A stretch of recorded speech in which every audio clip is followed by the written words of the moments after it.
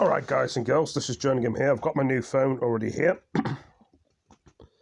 It's on charge, made from 100% recyclable paper, Tesco Mobile. Fancy to see me again, it says on there. Anyway, we're going to be talking about this incident yesterday. It happened in Liverpool, Merseyside, Kensington, and apparently a few more properties have been raided in the UK of what's happened to this. Well, the taxi driver got blown up. Well, sorry, the taxi driver escaped. The passenger got blown up at woman's Liverpool's hospital. So the passenger died and one got injured, and you know it's all a mess. I'm going to be showing you on this video what they're talking about. So let's see what they're saying on the video. Just a mile away, a Remembrance Sunday ceremony was taking place at the city's cathedral. Thousands of veterans and members of the public were taking part in a 2-minute silence. Approximately 2 hours later, a property on Rutland Avenue near Sefton Park was raided by armed police.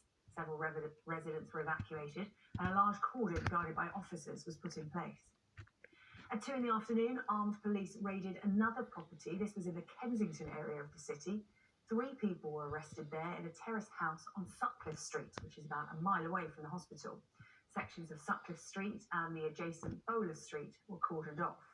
Earlier today, detectives have they arrested a 4th man over the blast, that too in the Kensington area. Well, there we go. To bring us up to date with the investigation, Fraser. Rutland Avenue at the moment, which is one of the 2 addresses which have been searched by Merseyside police and by Northwest counter-terrorism officers. The street remains sealed off at both ends, still a strong police presence here. We're seeing a lot of people wearing the familiar forensic suits going in and out of the property, gathering evidence and so on, and they say that they have made significant finds here at this address. We can also show you some video now of the incident. Actually, as it happened, we can see the taxi driver. Where the taxi driver blows up.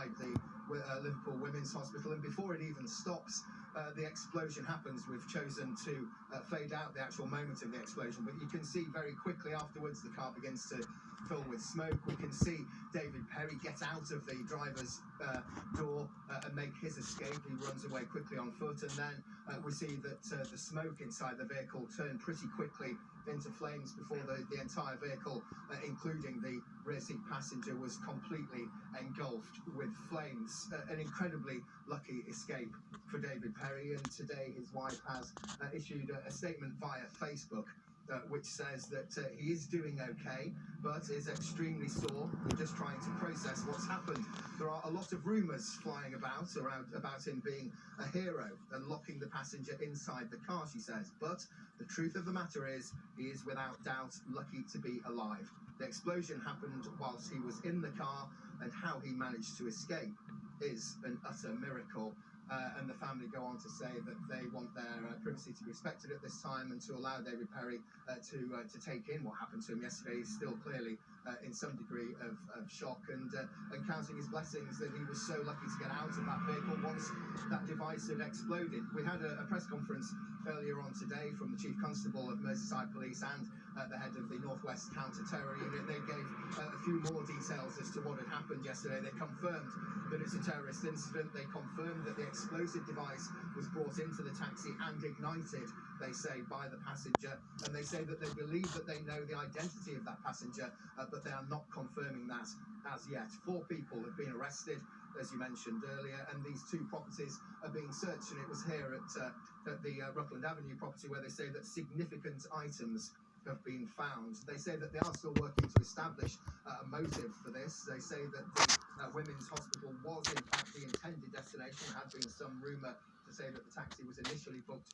to go to the Remembrance service about a mile away from the hospital. That has now been confirmed not to be the case by counter-terrorism officers. They say that the original destination was always the Liverpool Women's Hospital, and they're trying to establish a motive as to why that would be a potential target, why the passenger wanted to go there, and to determine exactly what type of device this was, and what happened yesterday in terms of the involvement of anybody else around this. And as we've heard, the the threat level now being increased, although the Home Secretary saying that is not necessarily in a direct response to the incident that happened here in Liverpool yesterday. So a lot of police activity here, a lot of police activity still at the hospital and at the Sutcliffe Street property about a mile or so away from here in the Kensington area of the city as the police investigations gather pace. Fraser Nord following that story in Liverpool for us this afternoon. 3 men who burgled celebrities, including Tamara Eccleston and Frank Lampard, have been handed jail sentences between 8 and 11 years.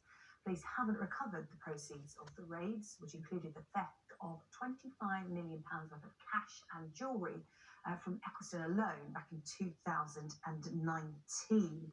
It was described as the UK's biggest ever house burglary. Enda Brady is at the court in Isleworth in West London for us. And Enda, these burglars were described as a ghost gang. Such was the level that they took in these burglaries, and they left no trace. Yeah, no trace whatsoever, Sarah Jane, or so they thought. They were actually so shocked to be tracked down that they commended the police officers for finding them. They're an Italian gang, and the court was told that they flew in specifically from Milan to London via Stockholm to target homes of wealthy people in central London. And their victims included the multimillionaire socialite Tamara Eccleston and her husband Jay Rutland, the art dealer, also Frank Lampard and his TV presenter wife Christine, and also the owner of Leicester City Football Club, the late Vichai Srivadana. Now, from the Eccleston residence alone, this gang made off with £25 million worth of valuables and jewellery. From Frank Lampard and his wife Christine, they stole £60,000 worth of jewellery. And from the Leicester City owner's empty property in central London, they made off with watches and cash totalling £1 million. Now, the gang had come here specifically to target these properties.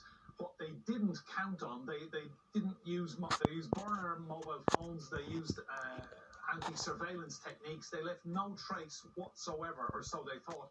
What they hadn't counted on was good old-fashioned painstaking detective work. So police had very grainy CCTV images of the gang on Kensington Church Street hailing a cab. They couldn't see the registration plate on the cab, and they couldn't make out the faces of the men, but they knew that they had just come from the Eccleston mansion. So detectives set about speaking to 1,000 black cab drivers in London, and they found the cabbie.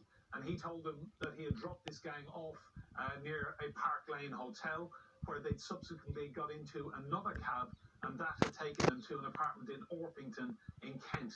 And from there, police were able to work out who had hired that apartment, and they eventually tracked down the defendants in Italy. So they sat listening via a translation loop in the dock. Alessandro Maltese, 8 years, 9 months, he will serve in prison. Yugoslav Jovanovic, he will serve 11 years in prison. And Alessandro Donati, he will serve 8 years and 9 months. And the judge, Mr. Judge Justice Edmonds, praised the detective work of all of the police officers involved. Hardly any of the cash, valuables and jewellery has been recovered, and there is a 4th gang member that police believe is hiding out in Belgrade, so the case is not yet closed. What an incredible story so far, that is. Enda Brady, thank you. What a crazy world, eh? The European Union is set to toughen its sanctions on Belarus. This is the Prime Minister's news in Brussels today. A large group of several hundred migrants have now reached the closed border crossing with Poland. Tensions at the EU eastern frontier have been building for months, and now the crisis poses a risk of escalation. In Belarus, an estimated 4,000 migrants are stranded close to the Polish border, and according to the Lithuanian foreign minister, there could be up to 20,000 Middle Eastern migrants currently in Belarus. The EU will today announce sanctions on persons and companies from Belarus, which the EU accuses of enabling this crisis. The sanctions are always effective.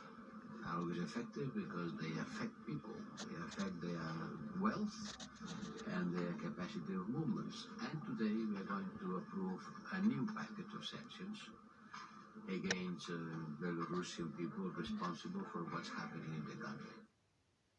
Our Moscow correspondent Diana Bagnay has the latest as she's close to the border with Poland in Brisgay. There are probably around 2,000 migrants camped out here at the official border crossing between Belarus We have this and migrant Poland, crisis in and the there, UK as well. across the barbed wire are Polish troops, water cannon trucks. There have been helicopters overhead, and instructions telling the migrants that they cannot go any further. If they damage infrastructure here, they will be criminally prosecuted. But even though this is not a particularly comfortable spot, it is better than where they've been camping out in the forest, in the woods for the last week. At least here, there is a little bit of shelter, and you can see within this group there are lots of women, lots of children there too. They've begun to set up tents there also.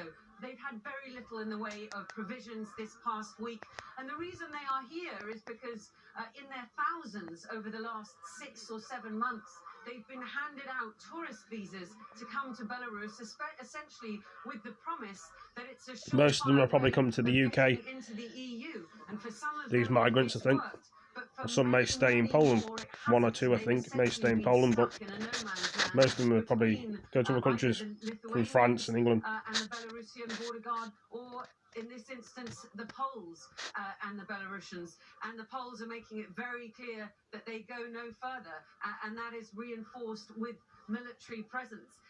Alexander Lukashenko is basically doing this because he's trying to get back at the EU for the escalating sanctions regime that we have seen. Will the against Polish him people since, keep the people that in their country? Will they take them back, or will they, last year and the heavy these repressions on his own people that followed?